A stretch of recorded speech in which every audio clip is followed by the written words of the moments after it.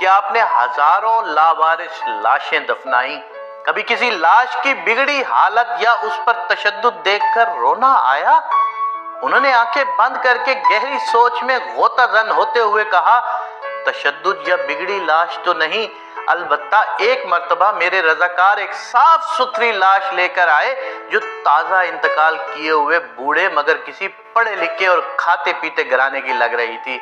उसके सफेद चांदी जैसे बालों में तेल लगा हुआ था और सलीके से कंघी की हुई थी। धोबी के धुले हुए सफेद उजले कलफ लगे सूट में उसकी शख्सियत बड़ी बावकार लग रही थी, मगर थी वो अब एक सिर्फ लाश।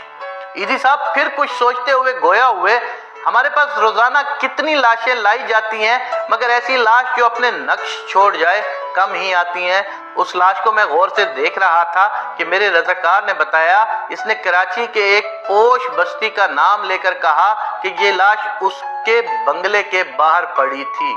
हम जो ही बंगले के सामने पहुंचे तो एक टैक्सी में सवार फैमिली जो हमारा ही इंतजार कर रही थी, उसमें से एक नौजवान बरामद हुआ और जल्दबाजी का मुजाहरा करते हुए एक लफाफा हमें थमाते हुए बोला, ये तदफीन के अखराजात हैं। फिर वो खुद ही हड़बड़ाया, ये मेरे वालिद हैं, इनका ख्याल रखना, अच्छी तरह गुस्ल देकर तदफीन कर देना। इतने में टैक्सी से आवाज आई, तुम्हारी तकरीर में फ्लाइट निकल जाएगी। ये सुनते ही नौजवान पलटा और मजीद कोई बात किए टैक्सी में सवार हो गया और टैक्सी फराटे भरती हुई आंखों से ओझल हो गई।